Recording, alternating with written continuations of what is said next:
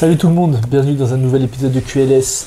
Test micro, j'espère que le micro fonctionne. C'est mieux pour toi. Mettez-nous en commentaire si vous nous entendez, parce que je vais poster la vidéo quoi qu'il. Il n'y aura pas de montage. Ça veut dire si là vous nous voyez bouger mais vous entendez rien, c'est pas grave. Ça veut dire j'ai posté la vidéo de dimanche. Bref, dimanche on a passé 2 heures à tourner, enfin 2 heures, voilà. Un tas de temps. Aujourd'hui on va essayer de faire ça un peu en speed. On a fait ça quand on a pu. Je sais que c'est mercredi, demain il y a déjà la 12e journée. Mais bon, il y a quand même des gens qui ont réclamé. En vrai, c'est vrai. Mais moi aussi. Moi aussi, il y a des gens qui... Il y a un tas de gens qui m'ont envoyé des messages. Moi, pas un tas de gens, j'avoue. Ah non, franchement, il y a même des gens qui sont pas dans le basket qui me disaient « Eh, mais la vidéo, elle est pas sortie. En plus, toi et ton pote, vous avez joué ce week-end. C'était quoi les résultats, etc. » Je te jure. Ça, personne n'a demandé, gros. Moi, ça m'a grave demandé. Ah ouais. Ok, bah c'est pas grave, on va pas en parler, puisque de toute façon, on n'a pas le temps. Donc, on va passer direct. Tu vas dire un petit mot direct, comme ça? Un mot direct, j'ai été gaze. Il a été gaze aussi, Non, mais j'ai gagné. Ah ouais. T'as mis 12 points, frère. J'ai pas mis 12 points. T'as mis 12 points, j'ai demandé à mon coach, t'as mis 12 points, frère. Mais gros, t'es pas compté ou quoi? T'as mis 12 points, il a regardé sur la feuille, gros. T'as mis 12 points. Mais j'ai mis direct à 3 points. T'as pas mis 4-3 points, frère. T'as pas mis 4-3 points. On regardera. T'as mis 12 points, gros. C'est pas. Ça y est. Dylan et Momo, ils ont mis 42 points, eux deux. Bref. Oui. Bref, on s'en bat les couilles. Enchaînons directement sur. Si t'étais sur Monsieur Stat, on pourrait vérifier. Mais bon. Chef, j'en ai 3. Tu veux Donc du coup, on va enchaîner directement sur la semaine des clubs français. On a qu'à perdu, quoi. Enfin, sur les matchs sur les clubs français qui ont eu lieu du coup la semaine dernière. On va débriefer un petit peu. Yes. Et c'est parti tout de suite pour la semaine des clubs français.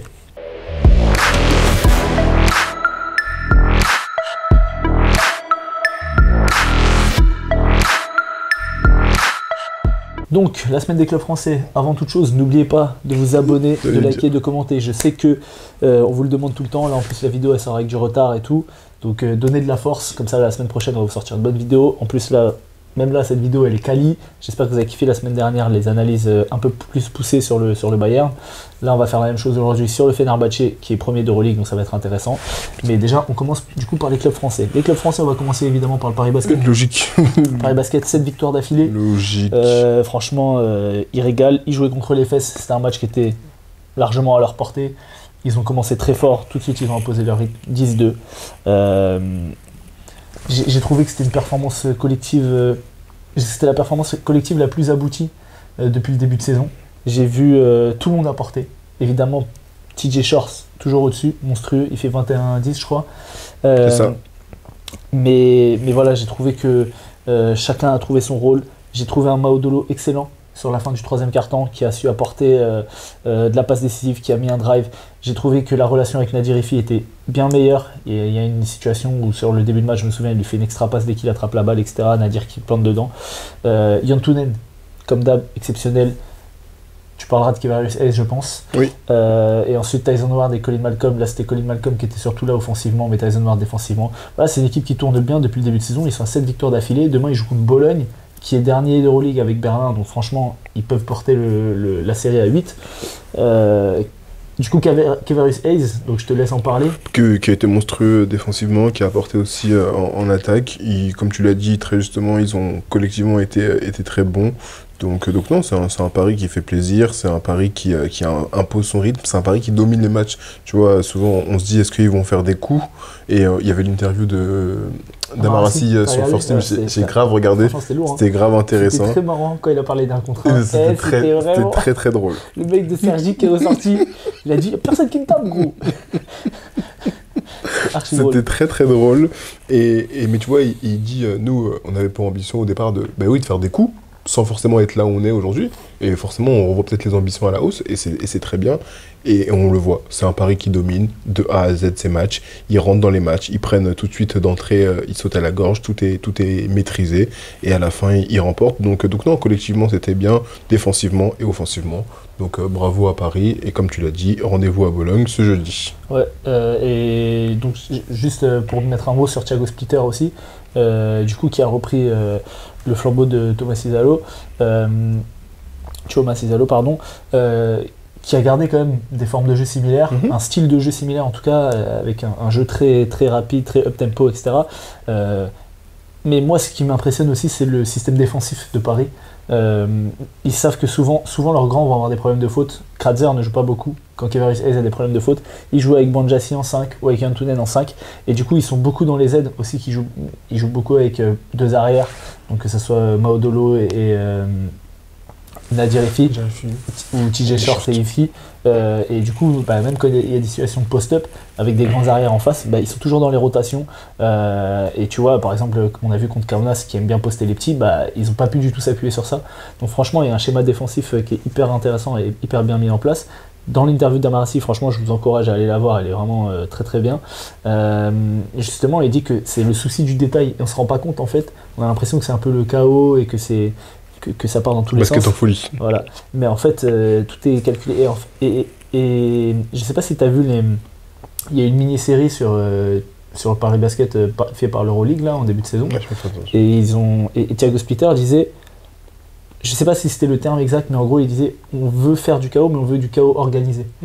En fait, c'est que eux, et c'est pas le premier à reprendre ce terme, je pense, en fait, Paris, on a l'impression que le jeu est vraiment freestyle, mais en fait, ils sont à l'aise dans ce jeu-là. Ils ont l'habitude de jouer dans ce jeu-là, et en fait, ils amènent d'autres équipes qui ont moins l'habitude de jouer ce jeu-là dans leur style de jeu. Et pour l'instant, comme tu l'as dit, dans le contenu, c'est hyper maîtrisé, dans les résultats, c'est hyper maîtrisé, et voilà. Aujourd'hui, Paris peut rêver des playoffs, et à l'heure actuelle, si on est dans la culture de l'instant, Paris peut rêver au-delà des playoffs. Je ne dirais pas jusqu'à dire qu'ils sont favoris pour aller au Final Four, mais quand tu vois ce qu'ils font aujourd'hui, il faut les taper en 5 matchs. Oui, après une saison, c'est long. C'est une saison, c'est long. C'est long. Mais ce que je veux dire, c'est que dans le contenu, tu vois, je suis hyper impressionné. Je suis impressionné et je pense que c'est un peu court pour voir au-delà des playoffs à l'instant T. Mais en tout cas, dans ce qu'ils proposent depuis le début de saison, c'est très intéressant. Même sur les matchs qu'ils ont perdus, ils n'étaient jamais très loin. Ils sont toujours dans les matchs. Ils ont perdu les deux premiers où ils sont pas loin, Étoile Rouge et Milan. Bayern, non? Bayern, c'était après. Après, ils perdent les deux premiers. Après, ils gagnent à domicile contre le Pana. Et après, ils vont perdre au Bayern, je crois. De 2 points, normalement. Ouais, je crois que c'est ça. Qui rate. Donc, tous les matchs, le Bayern, ils perdent 109-108 à un point, un petit tir de la gagne. Aller gagner au Bayern, c'est très très dur. Personne ne l'a fait pour l'instant. Et Milan, ils n'étaient pas encore bien. Enfin voilà, les deux premiers matchs c'était les mêmes. Ils étaient devant tout le match. Dans le troisième quart-temps, ils avaient de l'avance. Derrière, ils se sont fait passer devant, manque d'expérience. Et comme a dit Amarassi, ils sont très vite adaptés. Ils ont pris le niveau de l'Euroleague et maintenant ils sont prêts. C'est clair. Voilà, on passe sur les deux autres clubs français qui se sont affrontés, Asvel Monaco. Alors, comme d'habitude, l'Asvel qui rentre bien dans ses matchs, comme d'habitude, qui prend le bon pli avec un Théo Malédon, en chef de file qui domine. Voilà, depuis le début de saison, il domine. Il a eu deux mauvais matchs où il était moins dedans. Et je me rappelle, je l'ai mis dans tes flops. Ouais, et je te disais, toi t'abuses un peu. Il a le droit de. Ozan, ferme-la. Voilà, et il a remonté le niveau tout de suite. Donc on a un Asvel qui est très séduisant. On a un Monaco qui est pas très loin, mais qui est pas forcément parfaitement rentré dans sa rencontre. Sauf que, comme souvent, le visage de Monaco, on a un Monaco qui a deux visages. Et qu'est-ce qu'on voit sur la deuxième mi-temps, et notamment dans le troisième quart-temps, on a un Monaco qui est tout simplement irrésistible. On a un Monaco qui défend très très fort avec une performance assez impressionnante défensivement de la part de Mathieu Strazel, de la part de Blossom Game. Alpha Diallo, merci. Collectivement, ils se sont vraiment mis. De l'autre côté, en attaque, on a un Aile Kobo qui marche sur l'eau depuis le début de saison, mais là, sur ce match-là, c'était assez impressionnant. Il ne loupait absolument rien. Donc, que ce soit à 2 points, que ce soit à 3 points, il a tout fait. Et donc, en fait, quand ce Monaco joue comme ça, c'est très difficile de les contenir. De l'autre côté, tu as l'Asvel qui perd beaucoup de ballons. Je parlais de Théo Malédon qui a fait un super match, mais on doit aussi lui imputer les 8 pertes de balles de mémoire. Donc, forcément, sur un poste de meneur de jeu, c'est compliqué de perdre 8 ballons. Et en plus, les ballons qu'il perdait, c'est pas la balle elle est sortie, c'était des ballons vivants. Donc, tu permets à Monaco de se nourrir de la transition. Spoiler, ils adorent ça. Donc, Blossom Game a mis je ne sais combien de tomards dans le match, tête à l'arceau, parce qu'il faisait que de la transition. Donc, en faisant ça, tu ne peux pas gagner un match. 17 ballons perdus dans le troisième quart, je crois qu'ils en perdent 20 sur le match. Donc voilà, la finalité, c'est que Monaco remporte ce match-là. Je ne dirais pas que Monaco joue beaucoup mieux, notamment surtout depuis l'éviction de Sacha Obradovic. Donc voilà. Ouais, alors pour rebondir sur ce que tu as dit, Eli Okobo, je vais donner ses stats, il fait 27 points à 6 sur 8 à 2 points, 3 sur 4 à 3 points, 6 sur 6 au lancer, 6 passes, 3 interceptions, 6 fautes provoquées, 36 dévals. Bonjour. Match correct, il a dit à Théo Malédon, watch me. Théo Malédon, tu l'as dit, il fait 8 pertes de balles, mais il fait quand même 30 dévals. Donc il fait quand même un match de mammouth. Très bon match. Il fait 24 points et 8 passes. Avec des pourcentages, il a raté 2 tirs sur tout le match. Donc franchement, il est monstrueux. Est-ce que Lasvel a signé Klay Thompson, Prime Klay Thompson? Oui. Apparemment, Mbaye Ndiaye c'est devenu un shooter de fou furieux. Donc grosse adresse d'Mbaye Ndiaye aussi, avec une gestuelle un peu académique, mais qui met dedans. Et depuis le début de saison, il est pas mal du tout. Je suis d'accord avec toi, énorme match défensif de Mathieu Strazel, d'Alpha Diallo et de Jared Bassengame. Pour revenir sur l'éviction de Sacha Obradovic, oui. Donc on l'avait déjà dit dans la vidéo qu'on avait déjà tournée, mais on va le redire. Qu'est-ce que tu en as pensé? C'est ce que je disais déjà, c'est que je pense que il était arrivé à une fin de cycle. Je pense qu'il était très apprécié des joueurs, que parfois on se pose la question, est-ce que le message passe ou le message ne passe plus? En l'occurrence, j'ai l'impression que le message continue à passer, parce qu'il n'y a pas l'air d'avoir de sujet avec ses joueurs, mais par contre dans le contenu du jeu, et c'est là où on l'a vu depuis l'année dernière déjà, et encore plus sur le début de saison, on a un Monaco qui est sur courant alternatif, c'est-à-dire qu'il y a trop des fois de 1 contre 1, d'isolation, peu de jeux collectifs, et ça les a amenés à perdre des matchs sur ce début de saison, des matchs qu'ils avaient parfois en main, et sur la fin de match faire que du 1 contre 1, notamment par Mike James et le Kobo, Mike James, mais le Kobo, Mike James, Jordan Lloyd, exactement, qui est revenu. C'est pas possible, tu peux pas gagner des matchs comme ça. Donc je pense que ça lui coûte. Malgré tout, on peut le féliciter, quand même, parce que c'est un coach qui est double champion de France et qui a fait un Final Four.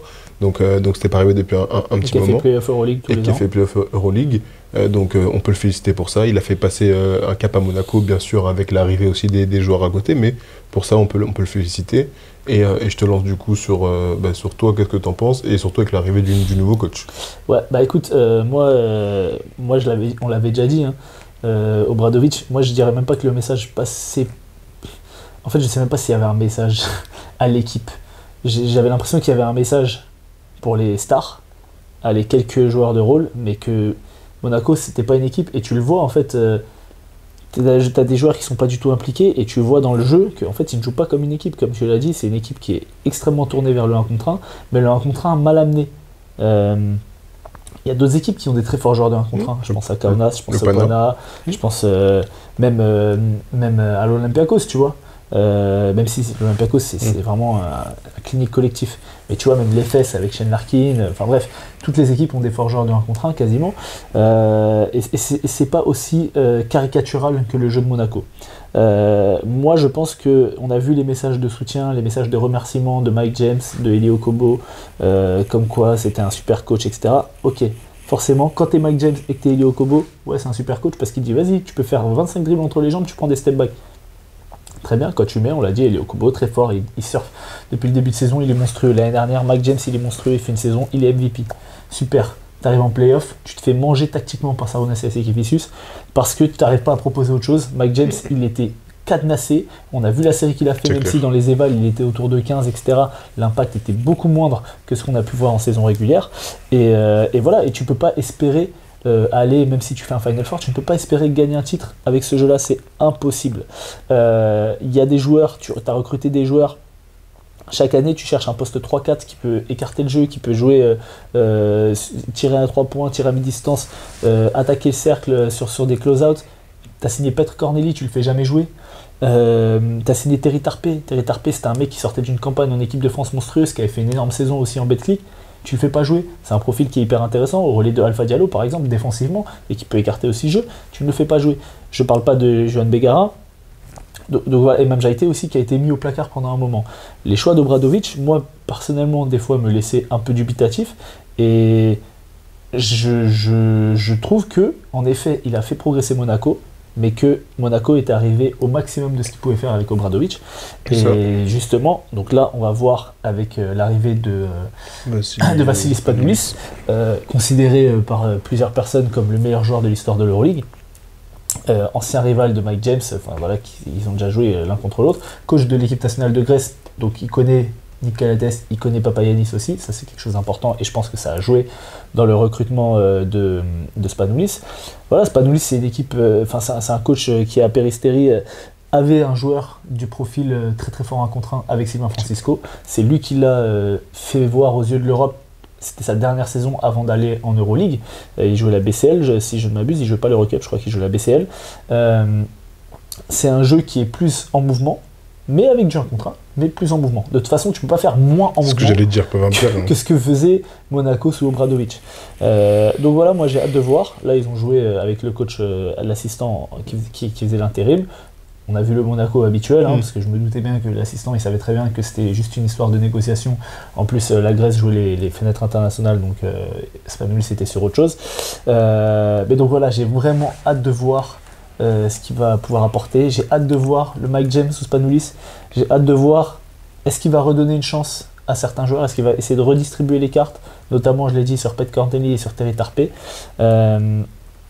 Voilà. Petite parenthèse, c'est pas sur Monaco exactement, mais c'est quand même une news. John Brown est prêt à revenir en Euroleague. Ils ont récupéré du coup Jordan Lloyd qu'ils avaient laissé partir. Est-ce qu'ils vont essayer de récupérer John Brown? J'espère. Apparemment, il y a Isaiah Canaan qui aimerait bien qu'il aille à l'Étoile Rouge. De toute façon, c'est un joueur, s'il est en forme, qui te change vraiment une équipe, on l'a déjà dit. Donc, écoute, à voir pour John Brown, mais à voir aussi pour Monaco sous Spanoulis. Pour l'Asvel, encore une fois, pour finir, c'est une défaite cruelle. Mais bon, Monaco va pas laisser passer tous les matchs. En tout cas, dans le contenu, l'Asvel progresse et progresse. L'Asvel propose du beau jeu et ça, déjà, c'est déjà une réussite pour moi. Oui, dans le contenu, c'est très bien. Il faut qu'il continue. Après, il faut que ça soit validé et crédité par des victoires. Parce que l'Euroleague, c'est dur, mon gars. L'Euroleague, c'est dur. Ah, ben on le voit. Si tu joues contre des équipes, contre Monaco, contre le Pana, contre l'Olympiakos, contre des trucs, et ils perdent l'Olympiakos, tu peux faire un super match. Au bout d'un moment, quand les mecs ils accélèrent en face, ils perdent à la t'es fin. T'es limité aussi par ton effectif. Par ton effectif, tu vois. Et pourtant, les joueurs de Asvel sont tous des soldats. J'ai rien à leur reprocher. Après, il y a Paris Lee aussi qui est pas mal blessé depuis ce début de saison. Mais voilà, pour l'instant, t'es un peu limité par rapport à l'ogre que ce soit Monaco, que ce soit le Pana ou que ce soit l'Olympiakos. On passe vite fait sur le Daily Review. Vas-y. Allez, c'est parti pour le Daily Review. Alors sur le Daily Review cette semaine, on va commencer par le Bayern Munich. On en a parlé en long, en large et en travers la semaine dernière. Le Bayern qui a explosé le Barça avec une performance incroyable de la part de Andreas Obst. 11 paniers à 3 points, record d'Euroleague. Et des paniers franchement... plus durs les uns que les autres. Ouais. Autant tu m'as dit qu'il y en avait qui étaient mal défendus, et je suis d'accord. Oui. Autant sur les 11, il y en a au moins la moitié qui sont il y en a 6 ou 7 où il met celui plein qui fait poire. in and out cross, celui qui tire le 11e qui met, il est loin. Pleine poire. Franchement, c'était une performance all-time. Allez voir ce match, c'est vraiment incroyable. À côté de ça... Performance all-time du Barça, mais dans l'autre sens en fait. Barça est sur 2 défaites d'affilée, redescend au classement. On parlera de Tonga après. Ouais. Mais du coup... encore une fois, bien épaulé par Carson Edwards qui fait un énorme match, il met 25 points, je crois, il fait 26 déballes. C'est ça. Toujours dans de l'agressivité au cercle. Et voilà, quand tu as Andreas Obst qui allume comme ça, forcément ça laisse des espaces pour les drives. Et on a vu le Barça qui voulait pas qu'ils battent le record. Et donc pendant un moment, qui ont vraiment fermé toutes les remontées, parce que c'était lisible quand même les remontées. Il a mis quand même. Ouais, mais surtout derrière le Bayern s'est bien adapté. Merci. Le Bayern s'est bien adapté. On a vu des coupes dans le dos d'Oscar da Silva, on a vu des drives de Shabazz Napier. Nick Bellerbab, encore une fois, qui est maestro de cette équipe, qui met en place le jeu. J'ai bien aimé aussi le match de meneur de jeu de Shabazz Napier, qui a mis en place des plays pour Andreas Obst quand il a vu qu'il était chaud. Dans le 3e quart-temps, il met quand même 5 tirs à 3 points. C'est plus que ce que j'ai mis sur l'ensemble de la saison. C'est ce que j'étais en train de me poser comme question. J'allais dire les 4 derniers matchs, puisque là je suis dramatique, mais je crois que sur l'ensemble de la saison, je ne sais même pas si j'ai mis 5 tirs à 3 points. C'est pour vous dire la saison que je suis en train de faire. Donc voilà, côté Barça, il n'y a que Jabari Parker et William Gomez qui ont su tenir le choc un petit peu offensivement, qui ont su porter. À l'inverse du MVP du mois d'octobre. Ouais, mais vas-y, Kevin Punter. J'en parlerai plus tard dans les flops, mais... Ok, on en reparlera dans les flops alors. Oui. Dernière chose, côté Bayern, donc premier match de Onuralp Betim. Ouais. Accent et tout. Accent et tout. Le poteau, il est rentré, il a même pas touché la balle, c'est une dinguerie, frère. Je te jure, et j'ai regardé, il n'a pas, sur sa première entrée, il doit jouer 5-6 minutes, il ne touche pas la balle. Il est dans le corner, il sert à rien. Et après, la première balle qu'il touche, c'est dans le 4ème quart-temps, il prend un rebond def, et après il joue 2-3 actions qui ratent. Je connais pas le joueur, apparemment c'était un gros joueur avant de partir en NBA. En Eurocup je crois, donc à voir, je crois que c'est encore un jeune joueur, mais en tout cas là sur le premier match il m'a pas impressionné. Donc on parlera de Kevin Punter plus tard. Barça qui reste sur 2 défaites d'affilée et 2 défaites où la production n'est pas hyper bonne. Contre Paris ils sont fait, oui c'était la semaine dernière contre Paris, ils sont fait marcher dessus et là ils sont fait marcher dessus par le Bayern.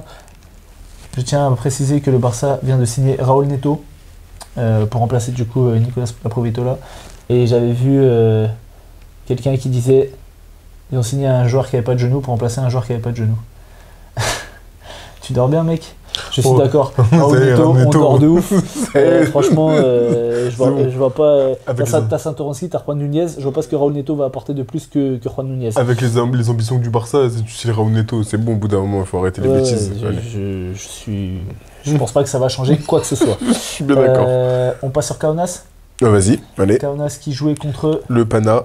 Voilà, franchement, on s'est régalé, super match, notamment avec un Kaunas retrouvé de par l'adresse qu'ils ont pu avoir, avec un Lonnie Walker qui a montré qu'il était ex-joueur NBA, peut-être qu'il y retournera par la suite, et d'entrée, c'est le mot que j'utilise, il m'a électrisé. Il m'a électrisé avec des dunks, de la percussion, on a vu ses qualités de... Une blague, gros, ça allait être très très de mauvais goût, vas-y.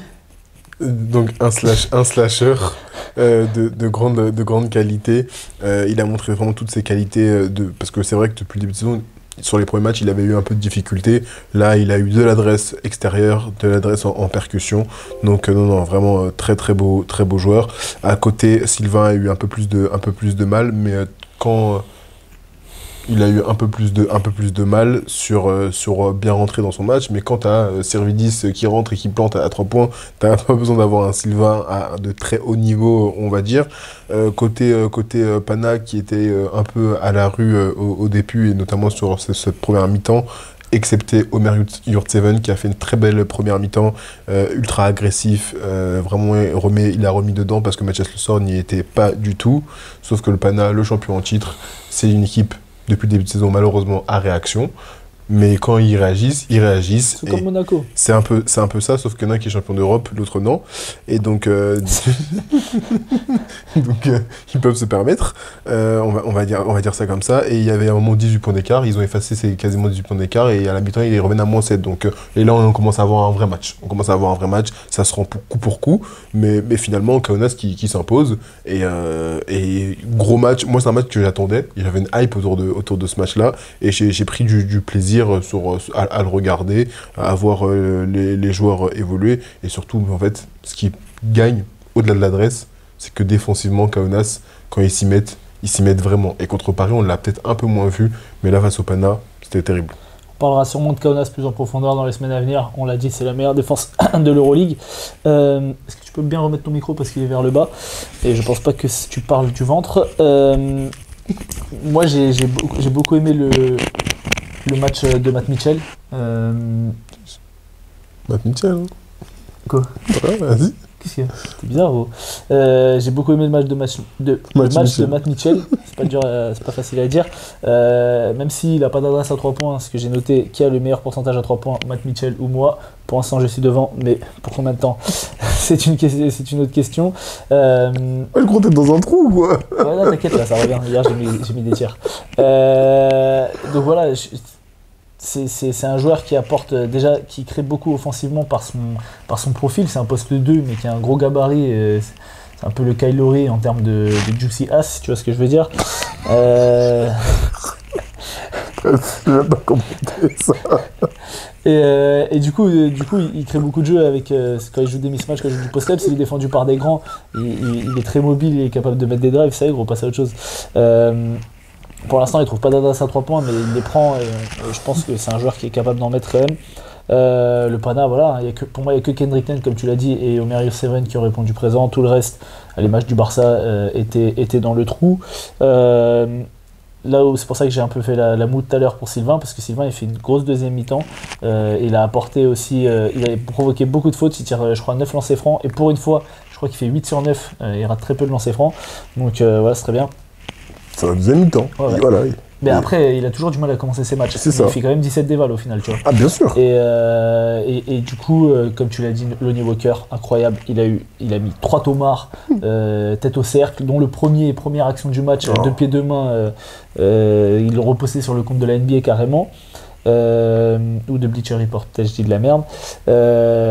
Et voilà, après il a eu de l'adresse, il a eu du drive. Franchement, le Pana n'avait aucune solution face à lui. Et voilà, Kaunas fait kiffer. Et d'ailleurs, je tiens à préciser, exceptionnelle ambiance en début de match. Tout le monde sautait, tout le stade, toute la Zalgiris Arena sautait pour mettre l'ambiance. Ils sautaient face au match. Redouane, face au match. Merci. Ok. On sait, on a des beaux t-shirts, il y a des trucs écrits dans le dos, écris-les devant, c'est pas grave. Comme ça, on peut regarder le match. On t'aime. Du coup, tu sais, ces suceurs, ils font quoi? Quand ils gagnent, ils font oh oh là là. Mais qu'est-ce qui s'est passé? On les a chicotés, alors que vous allez descendre en R3. On dit pas, on n'a pas dit on les a chicotés, on dit on vous a chicotés. Non, tu dis pas ça. On vous a chicotés, ah ouais, on vous a bien goumé. Si vous avez dit ça, vous êtes nuls. Vous êtes nuls. Vas-y, vous êtes nuls. Bref. Soyez humbles. Okay, soyez humbles un petit peu. Vous êtes fous ici, vous n'êtes pas humbles, après vous faites vous gazer ici. Vous avez giflé bien comme il fallait. Tous les messages que je m'envoyais sur Instagram, moi tu fais une coupe alors que vous allez perdre. Soyez humbles un peu. Qui a dit ça? Toi? J'ai dit ça moi? Oui. Non, je t'ai pas dit ça. Samedi, je m'envoyais un message, tu m'as dit tout ça pour perdre. Ah ouais? Alors que j'avais fait ma coupe. Ouais, mais t'es gaze. D'accord. Okay. Plus fort que toi, donc c'est bon. C'est pas très difficile. C'est vrai. Ok, on passe vite fait sur l'Olympiakos? Oui, si tu veux. Alors, Olympiakos Baskonia, voilà ce que j'allais dire, qui a frappé Baskonia bien comme il fallait. Je vais dire 3 mots. Premier, Evan. Deuxième, Mehdi. Troisième, Fourni. Voilà, c'est bon, au bout d'un moment, il est trop fort. Non, il est trop fort. Il est trop fort. On retrouve Evan. Nicolas Nadir Milutinov. Alors, Nadir, je sais pas si c'est son nom, mais en tout cas, Nicolas Milutinov. C'est pour ça que j'ai les deux en MVP. Parce que Sacha Vezenkov était blessé à l'orteil. Il va bientôt revenir là dans 10 jours, normalement, je crois. Mais, il a fait un OnlyFans, apparemment. Ok, bizarre l'ambiance. Ça paye pas assez, même pas que bizarre l'ambiance, mais Evan Fournier est fort, il met des tirs pleine poire, franchement, il a retrouvé des jambes, j'ai hâte de le retrouver en équipe de France avec ce niveau-là, parce que franchement, il fait plaisir. Nicolas Milutinov, il prend de la place dans la raquette, il prend des rebonds, ils ont désossé Baskonia dans la raquette, ils ont joué le pied. Baskonia, frère. Oui, Baskonia déjà, il switch. Evan Fournier, il est sur le grand. Milutinov, il demande la balle. Ils ont mis leur cul dans la raquette, boum. Allez, 2 points. Donc, non, face à ce match-là, parfait. Comment dire? Olympiakos a déroulé tout simplement. On va pas s'éterniser Milan sur ce match. Il n'y a rien à dire côté Baskonia. Moi, je veux juste dire que le commentateur, je sais pas qui c'est, je ne souhaite de malheur à personne. Mais frérot, travaille tes fiches, t'as vu? Quand tu commences le match en disant belle passe décisive de Mousfal, on n'a pas l'habitude. Tu l'as noté ça aussi? Bah oui, je l'ai noté, alors que c'est un des meilleurs. C'est le meilleur pivot passeur de Euroleague. Tu vois, c'est que. C'était une folie quand elle dit ça. Encore une fois, Karim, Moses Bright, c'est Naz Mitrolong. Karim, Naz Mitrolong, c'est tout le monde sauf lui. Comme il joue up, Karim, la dernière fois, c'était Jordan Nwora. Là, Moses Bright, il y a un noir avec une afro, ça y est, c'est Naz Mitrolong. Gros, Naz Mitrolong, il ne joue pas. Arrêtez de dire son blaze, il va pas jouer, frère. Apparemment, il y a Keenan Evans qui est sur le retour, qui est en train de se reprendre petit à petit les entraînements. Donc, on est encore tôt dans la saison. Ça va être très dangereux, ça. Ça va être très, très dangereux. Parce que, crois-moi que là, si tu sors Thomas Walkup du 5 et tu fais rentrer Keenan Evans, poteau, pour moi, très très très sérieux. À voir dans quel état il va revenir. Ouais. Juste pour finir sur Evan Fournier, il fait une très très grosse première mi-temps au scoring, il met 15 points en première mi-temps et il finit avec 15 points, 9 passes. Et en deuxième mi-temps, il a eu moins d'adresse, mais par contre, il a bien servi les intérieurs, justement, on l'a dit sur les switches. Donc voilà, excellent. On va pas s'attarder sur Baskonia qui est nul à chier. C'est comme Real Berlin, tu vois, on va vite évacuer. Real Berlin, j'ai pas vu, donc vas-y. C'est juste que Facundo Campazzo a fait 25 dévals et donc le Real a dû gagner. Real a gagné, exactement. Gabriele Procida a montré qu'il était un vrai joueur de basket. Ça fait quelques semaines que là, il tourne bien. Et sauf que le Real est au-dessus, tout simplement. Il y a eu une bonne première mi-temps de la part de Berlin qui a tenté de tenir et qui était pas très loin. Troisième quart-temps, le Real a accéléré tout simplement avec Xavier Ratan-Meis, avec Djui Baga et Enco. Et surtout, quand Facundo Campazzo est là et joue, le Real gagne. Ok, très bien. Pour les matchs qu'on va évacuer, on peut parler de Fener-Bologne. Même si le match était pas mal, Bologne, encore une fois, craque sur la fin de match. Et le Fener avec des gros tirs de Nigel Williams-Goss et de Guduric, finit le match. Nigel Williams-Goss, hein, Nigel S. Davis. Ah ouais, tu vois, ils m'ont matrixé avec... Arrête tes fiches, ma gueule. En plus, mais oui, Williams-Goss, il joue, frère. Et du coup, ce serait le premier qui perdrait du retour de Keenan Evans. Oui. Bref, Milan Maccabi aussi. Oh, c'est bon, alors là vraiment, allez, salam. Oublie-moi. Nico Magnon, très bien, tu fais du bien à Milan, super. Sabenli retourne à Manisa en Turquie. D'accord, j'ai pensé à dire de dingue. Retourne quoi? Non, c'est bon, vas-y. C'était bizarre. Je fais pas de blague bizarre, moi. Et en fait, Sabenli, il était jamais avec l'équipe. Et puisqu'il habitait à Belgrade, il allait pas à Tel Aviv et tout. Donc, ça, c'est Oded Katash, il a dit bon, bah voilà. Après, bon, la situation est ce qu'elle est. Dernier match. Non, mais en gros, c'était le deal. Et après, finalement, ils lui ont mis un ultimatum. Il a dit bah, je kill alors. Donc voilà, il va retourner mettre des 50 points en BCL. Dernier match dont on va parler, le derby de Serbie, Étoile Rouge contre le Partizan. Alléluia, Alhamdulillah, Shabbat Shalom, le Partizan a gagné un match. Quoi? Pourquoi tu fais des grands yeux comme ça, gros? Ils accueillent toujours le Maccabi à la Nikolic All Arena. C'est des vrais gars. Bref, du coup, le Partizan enfin gagne un match.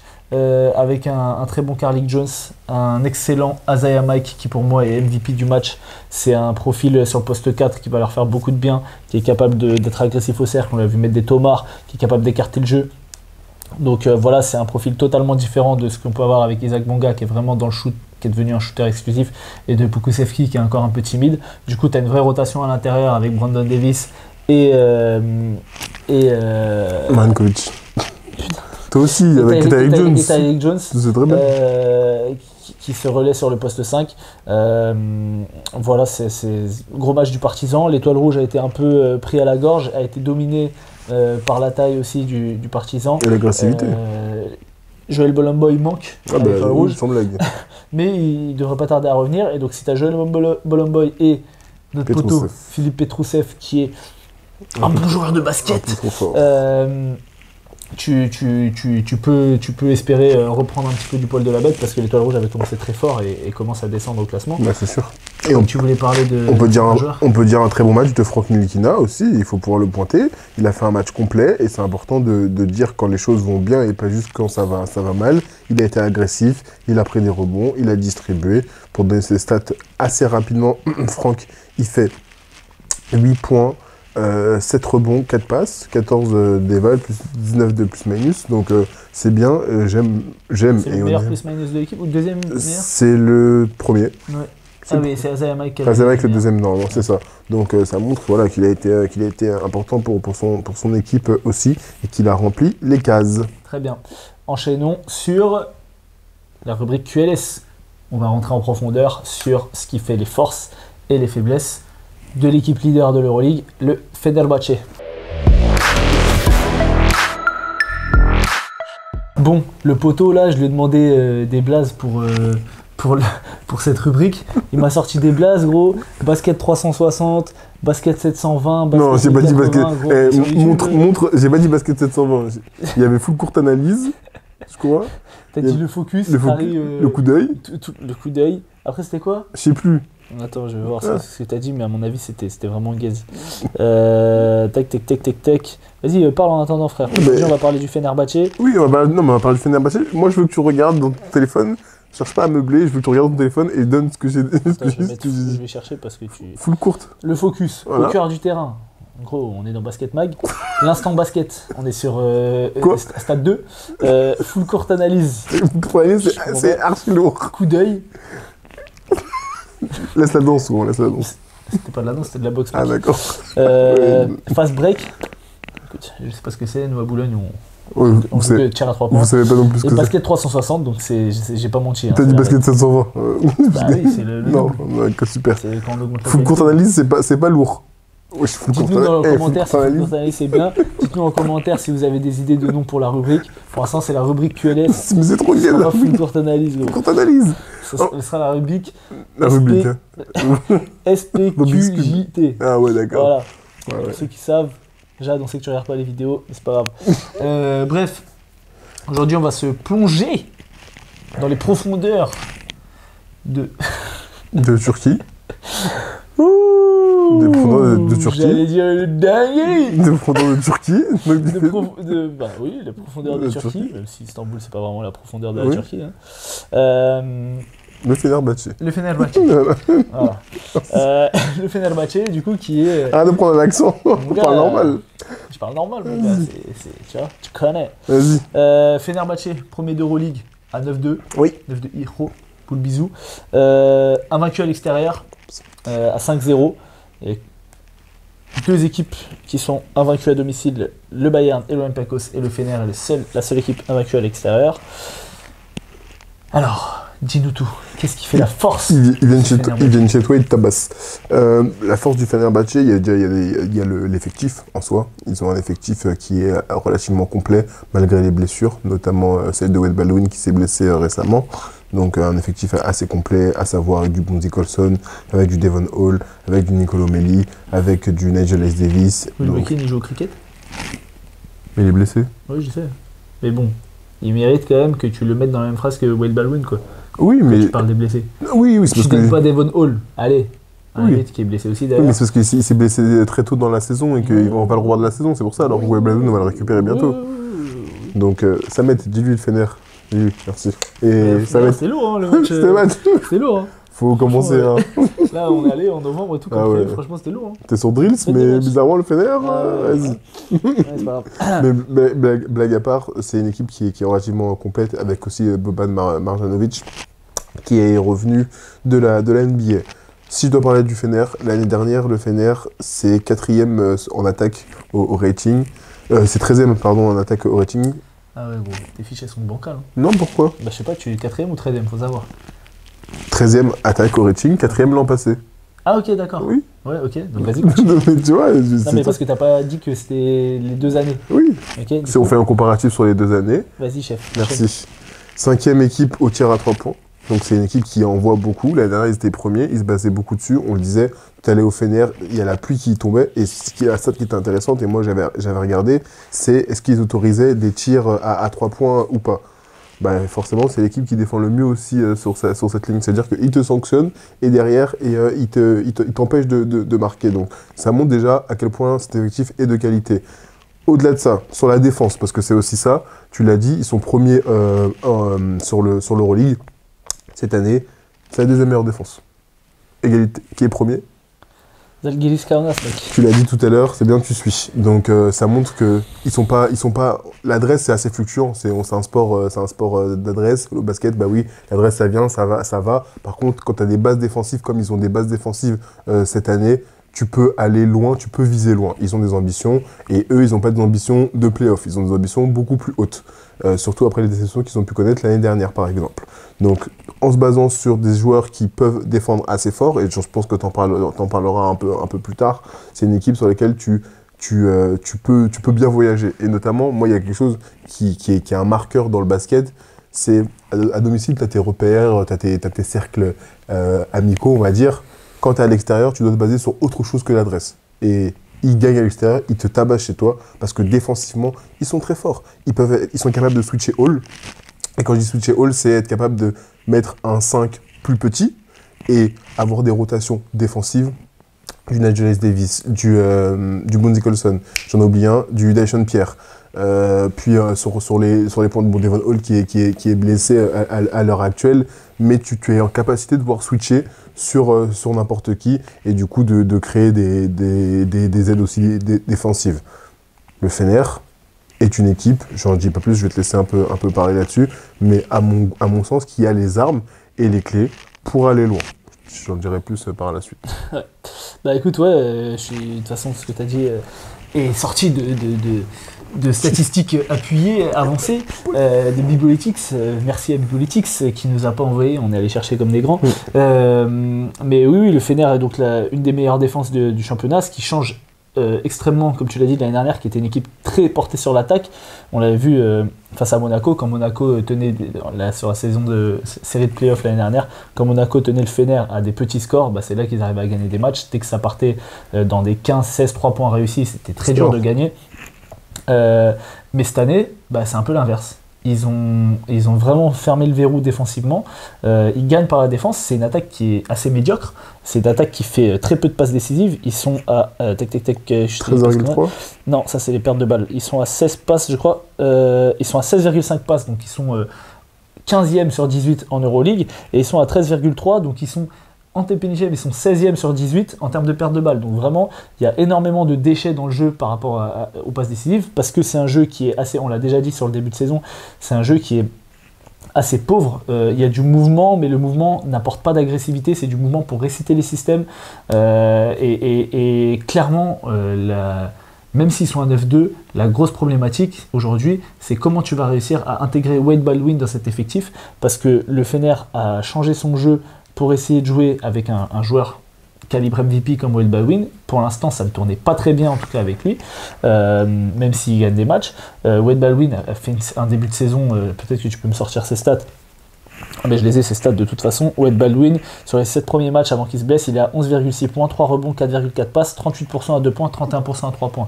Donc on sait que c'est un force slasher, c'est un mec qui est capable de mettre, on ne l'attend pas forcément sur du tir à 3 points, mais au moins 38% à 2 points, c'est pas assez. Il a beaucoup le ballon en main. Je pense que c'est le joueur qui a le plus gros usage rate sur l'équipe du Fener. Là, il est blessé. Et le Fener a trouvé un peu un autre visage depuis qu'il est blessé.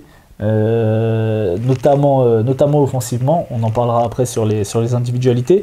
Mais du coup, voilà, c'est une équipe qui ne court pas. L'année dernière, le Maccabi, avec Wade Baldwin, c'était une équipe, et Bonzi Kosov aussi, qui avait un pace très très haut. Là, c'est l'équipe qui a le pace 15e sur 18, donc très très lent, et il joue 70 possessions par match. C'est pas énorme, enfin c'est très peu même. Donc voilà, c'est une équipe qui offensivement a une marge de progression folle. Et c'est ce qu'on avait dit quand on avait déjà tourné la vidéo, c'est que c'est une équipe qui est très en place défensivement, une équipe qui pour l'instant n'est pas du tout en place offensivement, et ils sont quand même premiers d'Euroleague. Donc le jour où ils vont trouver justement cette alternance, parce que tu l'as dit, ils sont top 5 à 3 points, c'est l'équipe qui tire, c'est une des équipes qui tire le plus à 3 points, je crois que ils sont dans le top 3 aussi, je l'avais noté, mais je sais plus, parce que j'ai pas mon ordi. Mais du coup, ils ont un très très faible pourcentage à 2 points. C'est l'équipe qui a le plus faible pourcentage à 2 points. Alors, ça s'explique parce que Wade Baldwin met pas de tir à 2 points, il est à 38%, alors que c'est le plus fort slasher.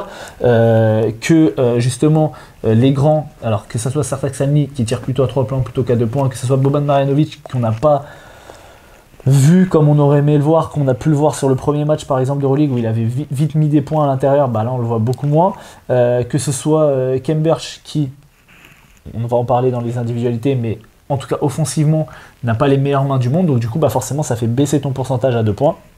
Et voilà, c'est une équipe, comme tu l'as dit, qui a le pire pourcentage à 2 points, enfin qui s'appuie beaucoup sur l'adresse à 3 points, mais qui a les armes pour trouver de l'alternance et pour pilonner et pour devenir bien meilleur offensivement. Voilà pour l'aspect collectif. Maintenant, il y a quand même des très fortes individualités, tu l'as dit, l'effectif est très fourni. Wade Baldwin, on en a parlé, il est blessé. Aujourd'hui, le meilleur joueur du Fenerbahçe, c'est Mehmet Okur. Exactement. Non, bien sûr, Nigel Davis, qui, on le répète semaine après semaine, qui est un joueur plus que complet, plus qu'établi aussi. Il a eu le record de points en Euroleague l'an passé, on a mis 50. Et c'est ce qu'on disait, c'est que mettre 50 points en Euroleague, c'est pas comme mettre 50 points en NBA. Ou R2. OR2, le temps et les possessions il y a plus de possessions. Le chrono, c'est 4x12 en NBA. En Euroleague, c'est du 4x10. Et t'as pas de 3 secondes défensives. Et il n'y a pas les 3 secondes défensives, donc tu peux défendre un peu plus. Donc ça montre la polyvalence aussi du joueur qu'il est. Il est capable de tout faire. Il est capable de tirer à 3 points, il est capable de poster, de prendre du face-up. Il a les 2 mains, il a toutes les gammes de finition, flotteur, lay-up, push-up. Franchement, c'est un joueur magnifique, c'est un joueur complet. C'est un joueur qui joue les 2 côtés du terrain aussi. C'est pas forcément le meilleur défenseur de son équipe, mais ça reste un défenseur plus que correct, qui fait plus que les minima. Il a des longs bras également, donc pour défendre, ça aide. C'est un joueur magnifique, c'est un joueur que je me régale à voir jouer. Et qu'on vous encourage à regarder jouer. Ah, vraiment. Et surtout sur les fins de match, il est létal. Il est létal. C'est appuyé par une stat, c'est que c'est le 3e meilleur scoreur dans les 4e quart-temps. Derrière, tu sais qui? Ah non, tiens, je l'ai pas celle-ci. Derrière Silva Francisco et Carson Edwards. Ok. Donc il marque 6,2 points sur ses 17 points dans le 4e quart-temps. On l'a vu finir des matchs, on l'a dit contre Bologne, contre Lasvel aussi, c'est lui qui a fini les matchs plusieurs fois, il a mis les gros tirs, il en a dans le pantalon si tu vois ce que je veux dire. Tu vois, hein. Et toi t'as dit il a des longs membres beaucoup. Des longs bras. Bref. Et donc voilà, pour donner ses stats sur la saison, il est top 5 score à 17,6 points, 5,5 rebonds, il a 18,6 d'éval, donc 8e meilleur éval, 51% à 2 points, 50% à 3 points, le poteau c'est un poste 4, hein. 82% au lancer franc, donc voilà, il a une adresse à 3 points qui est folle. Mais malgré tout ça, sur la saison, il a un mauvais impact sur l'offensive rating de son équipe. Ça veut dire que son équipe attaque mieux sur l'ensemble de la saison quand il n'est pas sur le terrain. Mais depuis que Wade Baldwin est blessé, donc sur les 4 derniers matchs, il tourne à 21,8 points, 8,5 rebonds, 57% à 2 points, 47% à 3 points. Et là, pour le coup, il a un très bon impact offensif et défensif sur le rating de son équipe. Donc, la clé, on l'a dit, mais la clé, ça va être de réussir à faire en sorte que Wade Baldwin et Nigel Davis arrivent à jouer ensemble et à faire que l'équipe tourne bien quand les deux seront ensemble sur le terrain. Et tu vois, dans Touquet, ça a l'air simple. C'est comme quand Damien Lillard il a signé à Milwaukee. Je dis, ouais, Lillard, il y a dit quel choix tu vas faire, etc. Là, c'est pareil, tu as un poste 1, un poste 4, même si c'est pas du tout le même profil. Tu dis, ouais, comment tu vas faire? Mais c'est pas si simple. C'est pas si simple. Faut réussir à trouver des situations. Tu as quand même d'autres joueurs de très grande qualité autour qu'il faut aussi nourrir. Et donc voilà, ça va être vraiment le challenge de Yassi Kivicius. Il y a d'autres joueurs dont on peut parler. Est-ce que tu as un joueur dont tu veux parler en particulier? Oui, alors, c'est un joueur que j'affectionne beaucoup, c'est Tarek Biberovic. Alors je vais mettre les stats sous les yeux. Il a 10,6 points, 3 rebonds, 48% à 2 points, 42% à 3 points. Donc un joueur plutôt efficace, qui est capable de mettre des gros tirs, de faire des grosses séries en plus de ça. Donc moi c'est un joueur aussi que je prends plaisir. De toute façon quand je regarde le Fener jouer, généralement je regarde Nigel Davis et Tarek Biberovic. Et après en rotation de Nigel Davis, je regarde Bonzi Colson. Donc même s'il a un moins grand impact qu'il pouvait avoir l'an passé au Maccabi. Donc voilà, c'est des joueurs qui me font plaisir à voir jouer. Après, il y a des joueurs qui sont un peu plus importants dans cet effectif, notamment défensivement. On l'a dit, c'était la 2e meilleure défense d'Euroleague. Et apparemment... Avant de passer sur les joueurs défensifs, donc juste pour compléter ce que tu dis sur Tarek Biberovic, c'est un joueur qui a un très bon rating sur son équipe. Donc quand il est sur le terrain, l'équipe joue bien et on le voit, t'as dit il est capable de mettre des gros tirs, c'est pas un super défenseur, mais quand il est sur le terrain, l'équipe joue bien. Pour le coup, lui, il était meilleur avec Wade Baldwin parce que c'est un vrai shooter, même s'il est capable de faire autre chose que de shooter. Il était à plus de 13 points, à 48% à 3 points. Il souffre un petit peu du manque de création depuis que Baldwin est blessé. D'autant que celui qui a pris le relais un peu à la création, c'était Devon Hall, qui était aussi excellent. Il a 7 points sur la saison et 3,7 passes, à 41% à 3 points. Et depuis que Baldwin s'est blessé, il est à 11,3 points, 6 passes à 56% à 3 points. Donc il avait vraiment pris le lead et fait remonter un peu cette adresse à 3 points. Malheureusement, une fracture du métatarse, il est out pour 3 mois. Pareil, c'était pas un super défenseur, il avait un super offensive rating. Pour terminer sur l'aspect offensif, il y avait, alors Bonzi Colson t'en a parlé, il est pas mauvais, c'est juste que quand tu joues à côté de Jay Davis qui a un profil similaire et qui est plus fort que toi, ça se ressent un petit peu, mais il est aussi capable de mettre des tirs et d'apporter du rebond. C'est Marko Guduric, on en a parlé tout à l'heure face à Bologne, qui a mis un gros tir, contre l'Asvel aussi. En fait les deux là, Jay Davis et Guduric, c'est vraiment des killers. Et très bon offensive rating, il est à 10 points et 2,8 passes.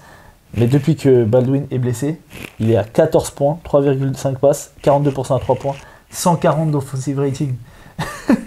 C'est énorme, c'est-à-dire que sur 100 possessions, ils mettent 140 points, potentiellement, sachant qu'ils en jouent 70. Quand Guduric est sur le terrain, donc voilà, gaucher, shooter, capable, très fort sur snaker les pick and roll, il aime bien partir à l'opposé, enfin, soit partir à l'opposé, soit une fois qu'il prend l'écran, mettre un cross pour mettre le grand en difficulté. Il est capable d'aller finir, très fort shooter de lancer franc. Voilà, on l'a vu aussi cet été avec la sélection serbe, c'est un joueur qui a du sang dans les veines, de la glace dans les veines, et voilà, qui a un apport offensif vraiment important. Donc Devon Hall et Guduric sont ceux qui ont un peu pris le relais de Wade Baldwin, puisque Zagars et Skyler Mays pour l'instant ne font pas partie des plans. C'est pas qu'ils font pas partie du plan, ils jouent un peu, mais c'est qu'ils performent pas. Zagars, je l'adore, mais pour l'instant il ne performe pas. Maintenant, tu voulais parler des joueurs qui ont un impact défensif, puisque c'est quand même la meilleure une des deux, la deuxième meilleure défense de l'Euroleague. C'est sur toi, parce que c'est toi qui m'as appris ça. Ouais, je t'ai appris un peu à faire des recherches, quoi. Non, mais au-delà non, je m'ai appris à faire des recherches. Au basket. Bref, vas-y, mission sérieuse. Gassakri, tu tires à mi-distance. Voilà, merci. Bref, mais toi tu le fais pas. Oui, c'est vrai, c'est quand même grâce à moi que tu fais. Donc du coup, je voulais parler de Nicolo Melli et de... Purée, j'ai oublié l'autre, Chambers. Donc Chambers, on l'a dit, parfois il peut être un peu frustre en attaque, il a pas forcément des bonnes mains, par exemple, comparé à Boban Marjanovic, il a moins de mains, mais par contre défensivement, ce qu'il est capable d'apporter en termes de verticalité, en termes d'athlétisme, ça c'est ultra important, de versatilité également. Il montre toutes ses qualités défensives dans ses changements, dans ses rotations, dans cette capacité à prendre en charge son adversaire. Donc ça, c'est vraiment un très bon point. Je pense que tu pourras l'appuyer avec des statistiques. Et tu parlais de Nicolo Melli, et tu vois, et ça, pour le coup, tu me l'as appris, parce que Chambers, je le savais et je le vois aussi. Nicolo Melli, c'est pas ce qui m'aurait sauté tout de suite en tête, tu vois, de par son passage en NBA, de par ce qu'il proposait aussi l'année dernière à Milan. Oui, c'est ça, à Milan, où des fois il avait envie de jouer, des fois il n'avait pas envie de jouer, et qui, en plus, c'est un joueur qui sait tout faire. C'est un joueur qui sait tout faire, qui est capable de tirer, qui est capable de driver. Exactement, qui peuvent toucher à différentes choses. Et quand tu m'as dit les deux meilleurs joueurs en défense, c'est Chambers, je me dis oui, c'est ok. Et quand tu me dis il y a Nicolo Melli dedans, j'étais assez surpris, tu vois. Nicolo Melli, c'est le meilleur defensive rating de l'équipe, il a 96.1. Incroyable. Et en plus de ça, comme tu as dit, il fait un peu de tout, il t'apporte 4 rebonds, plus de 4 rebonds, donc c'est bien. Il peut t'apporter du spacing, il tire à 38% à 3 points, il joue poste 4, il joue poste 5, des fois il peut même jouer poste 3, enfin l'année dernière à Milan, des fois il joue poste 3.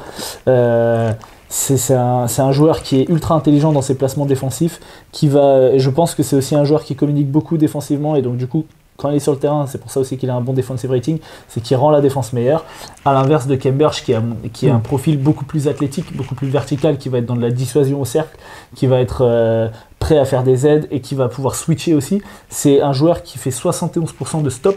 Donc ça veut dire que quand il est joué 1 contre 1, c'est très très dur de le passer, et c'est un grand qui est ultra mobile. Tu vois, tu mets un petit sur lui, et il va être capable de suivre, il a des longs bras, même s'il est dépassé, il va pouvoir aller plancher derrière.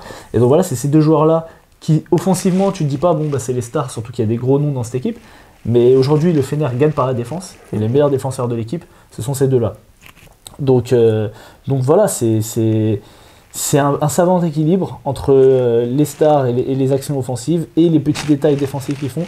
Jasikevičius a fait un très très bon taf, parce qu'il faut le dire aussi. L'année dernière, on l'a vu, il a mangé Obradovic, on l'a déjà dit, offensivement. Et là, ce qu'il propose défensivement, mais on se souvient, Monaco qui voulait jouer tall ball, et qui voulait pas s'adapter au small ball avec Dashen Pierre qui jouait poste 5, ils essayaient de jouer avec deux grands, ils n'arrivaient pas à faire un high-low. Alors oui, c'était mal coaché de la part d'Obradovic, mais c'était aussi très bien coaché, très bien mis en place, et on le voit aussi avec Thiago Splitter, tu sais, comme on l'a dit tout à l'heure, qui arrive à ne pas se faire exploiter sur des mismatchs en termes de taille. Donc franchement, chapeau à Jasikevičius sur ça. chapeau au Fenerbahçe. Je crois que sur les 3 prochains matchs, on avait regardé, ils n'ont pas des gros matchs, je crois, qui arrivent. Je dis ça tout de suite. Ils jouent Milan et Voilà. après ils vont Baskonia, Real. Voilà, donc ça va. Monaco. Et après, ça commence à être un peu sérieux. Oui. Et du coup, déjà, ils peuvent prendre les 2 prochains. Je pense que ça. Les trois. Ouais, le Real, on va voir. Non, le Real, Peut-être qu'ils vont vas-y. se réveiller au bout d'un Allez, moment. vas-y, S'ils vas-y. virent Kiss Matteo. Et qui signe Scariolo, ou je sais pas, 8 ou d'accord. 10. Ouais. Non, Scariolo, d'ailleurs, il a signé à. PSG. Non, il a signé à la Paul Tel Aviv, je crois. C'est Ah qui ouais qui a signé à la Paul Tel Aviv? Je sais plus. Je regarde pas ce qui se passe. Où ça? Quoi? Tu regardes pas ce qui se passe où? En Israël par rapport au Pas les basket. mecs. Donc voilà. Voilà pour le Fener. N'hésitez pas à nous dire si vous pensez qu'on a oublié des trucs sur le Fenerbahçe. Est-ce que Arthur Zagars peut être MVP d'Euroleague un jour? Écoute, déjà au moins son genou le laisse tranquille. On passe tout de suite sur les tops et les flops. C'est parti pour les tops et les flops. Alors, les tops et les flops. My little pot. Alors, tous Matteo en. Non, c'est bon. Je commence par. Paris en top, Chus Matteo en flop. Ok, je passe à mes tops et mes flops du coup. Non, mais ça abuse pas. Non, Paris en top, clairement. Je vais mettre Paris Ça en y est, top. gros, ça y est. Ils ont fait 7 victoires consécutives. Tu vois pas, ils veulent pas faire d'interview, ça sera un des succès, frère. Je vais quand même dire, je m'en fiche, moi, j'ai pas de problème. Comme Gobé. Hein. Non, je gobe rien du tout, merci. Comme Goebbels. Comme Gobert. Ah, mon gars. C'est mon gars à toi. Paris, 7e victoire consécutive, il faut le dire. Il nous impressionne de semaine en semaine. On prend ça pour acquis comme si c'était normal. Il n'y a absolument rien de normal pour un rookie d'Euroleague. Donc on va les féliciter jusqu'à la nuit des temps. En parlant de Paris, j'ai mis Kevarius Hayes parce qu'on va pas le retrouver un peu plus tard. Jusqu'à la nuit des temps, mais la nuit des temps c'était genre avant quoi. Donc ça sert à rien de dire ça. Tu m'as interrompu pour ça? Ouais, non, mais parle français, gros. T'es là, tu veux faire des figures de style, tu veux roucouler, mais roucoule bien, gros. Parce que sinon, je te recoupe. D'accord, ok, comme c'est Pokémon ici apparemment. Donc Kevarius Hayes, match de patron. Défensivement, il a beaucoup apporté, mais aussi offensivement. Donc je voulais le mettre à l'honneur dans ce top. Et troisième top, Monsieur Evan Fournier, parce qu'il est tellement en canne depuis 4 semaines. Il met des grands tirs dans des têtes, il drive, il fait des flotteurs, il fait du main à main avec Sacha Vezenkov, il trouve les intérieurs, il me régale, il a augmenté son nombre de passes décisives. Ouais, parce il est à 2 là. Voilà, à un moment il était à 0,5, c'était abusé, et donc là il est à 2, donc c'est très bien. Evan Mehdi Fournier, merci, tu nous régales, continue à planter comme tu plantes en ce moment. C'est un plaisir de te voir jouer, c'était déjà un plaisir de le voir jouer avant, mais là c'est encore mieux. Bah oui. Sur le premier match, c'était moins un plaisir. Oui. On l'aime beaucoup, Evan Fournier, donc on voulait voir. Toi, tu l'aimes pas, toi? Ok, mec. Tu l'aimes pas, toi, mec. Bref, c'est bon, t'as fini avec tes tops? Oui. Guess, là? Ok. Moi, mes tops, du coup, des vrais gars. Vas-y. Le meilleur français d'Euroleague. Le meilleur français derrière Victor Wembanyama. Il est Théo beau. Malédon. Ouais. Théo Malédon. Ok, il fait 8 pertes de balles. Il a perdu. Mais il fait quand même encore une fois un match de mammouth.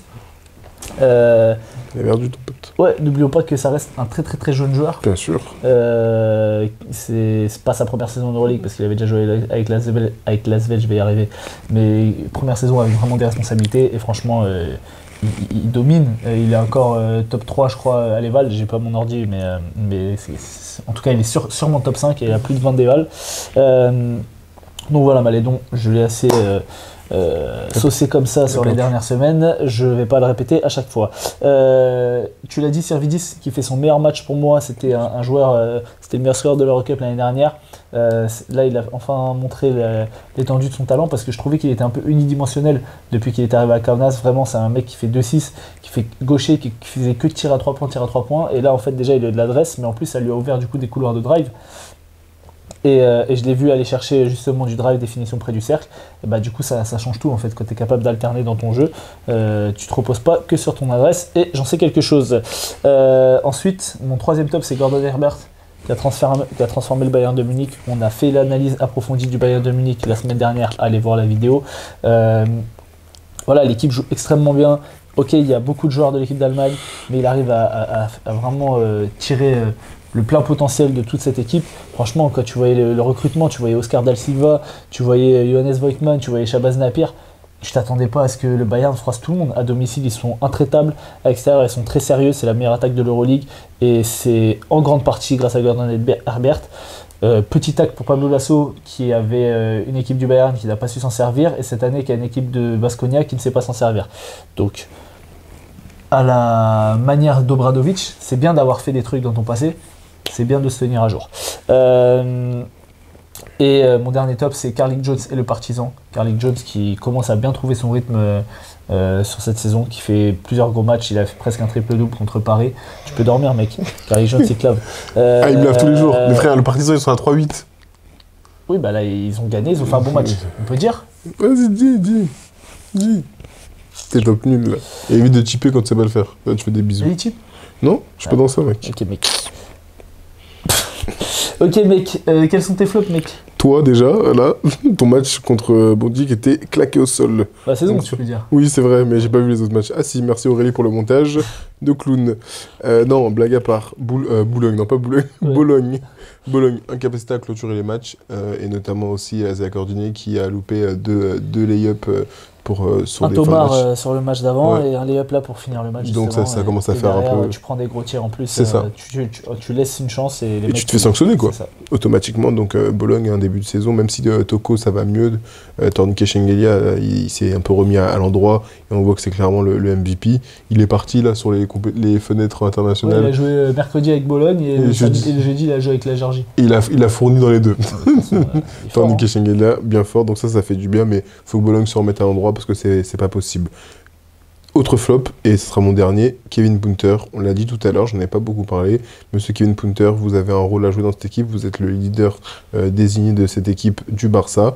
Il y a quelques semaines, Ozan disait, oui, il est important de voir si Kevin Punter pourra mettre les tirs contre les grosses équipes. C'est pas ça que j'ai dit, mais ok. Ce qui le fera passer dans... Tu as dit quoi ? Alors, ce que j'ai dit, c'est que Kevin Punter avait des choix de tir très douteux, que sur le début de saison, il était capable, qu'il les avait mis, mais que c'était toujours des tirs très contestés, et que c'était contre, je sais plus contre qui c'était, mais c'était passé, où il avait eu un passage où il avait pris 3 tirs vraiment de merde, et que vu que c'était une équipe faible en face, bah, ça s'était passé quand même, mais que j'avais dit qu'il ne pourra pas faire ces choix-là contre des grosses équipes, que ça n'allait pas passer. Et sur ce match-là, quel choix il a fait ? Oui, il a forcé des tirs, c'est pas passé, donc il a été dramatique, je reconnais sur ce match-là. Après, on verra bien ce que ça va donner par la suite, mais là, complètement, il a fait un pire match, je crois qu'il fait 1 sur 5 au tir, j'ai pas du tout les stats sous les yeux, faudrait que je les retrouve, mais je crois qu'il fait 1 sur 5 au tir, 7 points, il était cataclysmique, je vais vous dire ça tout de suite, hop là, c'est sous mes yeux. Alors, Monsieur Kevin Punter, il a fait 7 points, 1 sur 5 au tir, 1 sur 7 à 3 points, 2 sur 2 lancers francs. Un petit 2-12 quoi. Cataclysmique. Et voilà, et visuellement, c'était une purge. 0 déval, moins 15 de plus. 0, voilà, donc un bon match de merde, comme on pourrait dire. Ouais, non, mais je suis d'accord, moi aussi, il est dans mes flops. Et comme je l'ai dit, il va falloir qu'il apprenne, il va falloir qu'il soit capable de faire autre chose aux partisans. Il jouait un peu plus de pick and roll, il arrivait à trouver des situations. Moi l'année dernière, mais il y a 2 ans, il était capable aussi d'attaquer le cercle, de jouer de la transition, ou alors de créer des décalages sur ses crosses. Des fois, on sait qu'il a un très bon handle, on l'a vu sur des matchs en début de saison, notamment, je me souviens, le match de fou furieux contre l'Étoile Rouge, où il met des gros tirs à la fin, etc. Mais il crée des décalages sur ses tirs. Là, sur ce match-là, et parfois sur certains matchs, il prend des tirs qui sont très contestés, à la KD. Alors oui, c'est mini KD, oui, il est capable de les mettre, mais... à l'instar d'un Mike James l'année dernière, quand ça va se resserrer, ça va pas être possible. Et aujourd'hui, le Barça est plus que candidat au Final Four. Je pense que eux, leur objectif avec l'effectif qu'ils ont, c'est clairement le titre. Donc voilà, quand tu vas arriver en play-off, quand les défenses vont se resserrer, et là on l'a vu le Bayern, sachant que le Bayern, c'est pas une super forte défense, c'est juste qu'en fait, si tu prends que des tirs contestés, si tu mets, c'est très bien.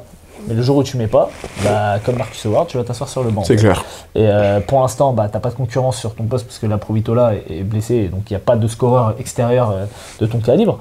Et je dis pas que tout est à jeter. Il est MVP du mois d'octobre, il fait un super début de saison, il commence à trouver sa place au Barça. Je dis juste que dans les choix, il faut qu'il soit capable, je sais que c'est un tough shot maker, mais il faut qu'il soit capable aussi d'avoir des points faciles. Là, il tire que 2 lancers francs, par exemple, tu vois. Et il aurait pu un peu sauver son match s'il allait un peu plus sur la ligne. Mais le problème, c'est que comme il prend que des tirs très contestés à 2 points ou à 3 points, à part quand tu tombes, etc. Et je suis même pas sûr, j'ai pas le truc en tête, mais je pense qu'il y a une forte probabilité pour que ces 2 lancers francs, ça soit sur un tir extérieur. Je sais pas, mais ce que je veux dire, c'est que je le vois pas driver, Kevin Puter. Donc voilà, pour le flop. Et moi, j'ai un deuxième flop, c'est le Pana. Alors, on a déjà mis Monaco dans les flops parce qu'il faisait un peu un début de saison de sénateurs, de mecs en croisière tranquille. Comme tu l'as dit, le Pana, ils sont champions d'Europe, ils peuvent un peu plus se le permettre, mais je trouve qu'ils sont trop en dilettante. Mathias Le Sort, ok, il fait des évals à 16, 20, etc. Il a fait un match raté, il abuse pas non plus. Il a fait ce match-là, après, sinon... D'accord. Est-ce que... Je dis pas que Mathias Le Sort ait fait une saison dramatique. Je te dis juste que Mathias Le Sort, qui est le poumon, l'energizer du Pana, est-ce que tu trouves que, même si statistiquement il est bon, est-ce que tu trouves qu'il est aussi dominant que l'année dernière? On regarde tous les matchs. Hein. Tu le trouves dominant? Je le trouve plutôt bon. Non, mais j'ai pas dit qu'il était mauvais. Je te demande, est-ce que tu le trouves dominant? Alors peut-être qu'il est pas tous les matchs, il est pas dominant, mais hormis ce match-là, et il y en a un autre que j'ai en tête où il a été. Déjà, ouais, c'est ça. Où il a été un peu moins bon, sinon. Il fait contre l'Olympiakos, il se réveille dans le 3e quart-temps et il met 3 dunks, mais sur la première mi-temps, il se fait manger par Milutinov. Bah oui, sur la première mi-temps, mais ça arrive. Non, mais ce que je veux dire, c'est que Mathias Le Sort, c'est pas le seul. Je dis pas que c'est que de sa faute. Ce que je te dis, c'est que Mathias Le Sort, moi, je m'attends à ce qu'il fasse des matchs. Tu vois, il est à 16, 20 déval, etc. Il est toujours, parce qu'il va provoquer beaucoup de fautes, il va te prendre du rebond, et qu'il a un très fort pourcentage près du cercle, il tire à plus de 70%. Mais je retrouve pas le Mathias Le Sort pour l'instant. Je dis pas que, j'ai aucun doute que le Pana, une fois arrivé en play-off, va activer le mode, mais attention, attention, le Euroleague c'est très serré, et comme je l'ai dit la première fois qu'on a tourné les vidéos, si tu sors du top 4, tu peux te taper un Olympiakos, un Fener au premier tour, ou je ne sais pas, un Barça, un Monaco qui sera dans le top 4, moins facile que de jouer un Paris, un Étoile Rouge, tu vois, sur le premier tour. Donc, il y a des matchs, la saison d'Euroleague, la saison régulière, tous les matchs comptent, il faut prendre tous les matchs au sérieux, et j'ai pas l'impression que le Pana prenne tous les matchs au sérieux. Là, j'ai parlé de Mathias Le Sort, mais tu peux parler de Kostas Loukas, il a le droit de rentrer dans sa saison quand il a envie. Juancho est monstrueux depuis le début de saison, sur ça, j'ai rien à lui reprocher, mais tu peux aussi impliquer Mitoglou, qui fait un peu plus depuis quelques matchs à Taman. Alors là, Ataman n'était pas là pour coacher parce qu'il coachait avec l'équipe nationale de Turquie. Mais voilà, je trouve que l'effectif est incroyable. Franchement, sur le papier, c'est incroyable. Mais voilà, c'est en dilettante. Lorenzo Brown, il a un peu ce truc de, tu sais, je suis toujours facile et tout, etc. Et Kendrick Nunn aussi. Donc peut-être que c'est une impression visuelle, mais voilà. Il laisse des matchs. Aujourd'hui, c'est un classement. Oui. Ils sont où le Pana? Ils sont 5e à 7-4, dans le même wagon que le Monaco, Kaunas, Barcelone, qui va de la 5e place à la 8e. Voilà, c'est ça. Pour moi, bon, après, ils sont pas loin, hein, ils sont pas là. Mais franchement, les 4 défaites qu'ils ont, ils auraient pu en éviter. Tu vois. Oui, c'est sûr. Donc voilà, après, évidemment, ils sont pas à la rue, mais voilà, je voulais quand même les mettre en flop parce que je trouve qu'ils peuvent bien mieux faire, comme on a pu le dire de Monaco auparavant. On passe directement sur le 5 de la semaine. Yes. Allez, c'est parti pour le 5 de la semaine.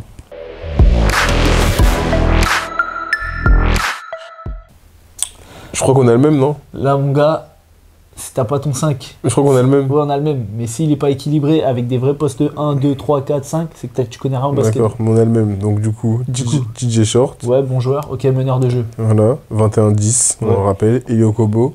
Ok, poste 2, parfait, ça me va. 25 points en 24 minutes, il fait 30 déval. Donc gros joueur. Andreas Obst. Ouais, poste 3, ok. Il a pété le record. Poste 3. Poste 3. Il a pété le record d'Euroleague avec 11 tirs à 3 points. Il a 30 déval. Il est monstrueux. Walker. Kemba Walker. Kemba Walker, exactement. Kemba Walker, gros match, 24 points.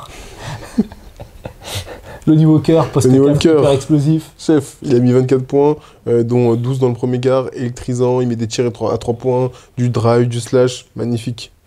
Et pour terminer, Zach Ledey. Parce qu'il a fait un gros match avec Milan. Meilleur recrue de Milan, hein. Qui lui cru? Tu signes Josh Nebo, c'est Zach Ledey, ton poste 5 dominant. Ouais, ma foi, on y va, hein, c'est parti. Ouais, donc franchement, on a le même 5, on est d'accord. Bravo à Zach Ledey, bravo à Nico Magnon. C'est sûr que si tu comptes sur Nicolas Mirotic pour gagner des matchs et Ettore Messina, tu peux toujours attendre. Quoique, Mirotic, il est dans les premiers à l'éval. Hein. Ouais, mais gros, Je suis C'est d'accord. très bien. Je suis d'accord. Il fait des évals dans le vent, frère. Je suis d'accord. Il fait des évals contre les petites équipes. Dès que ça joue un peu sérieux et tout, il est pas. Il est dans les premiers, il est dans le top 5. Hein. Non, mais je sais qu'il est top 5. Mais l'année dernière, tous les matchs qu'il a joués, et c'était pareil. Il faisait des stats. Mais c'est comme. C'était contre qui là? Il fait une première mi-temps de fou furieux. Et après, deuxième mi-temps, il disparaît. Deuxième mi-temps, il disparaît. Donc, oui, à la fin du match, il est à 20 points, 8 rebonds. Mais il n'a pas d'impact. On en est revenu de Nikola Mirotic qui fait gagner des matchs, franchement. Ah oui, c'est sûr.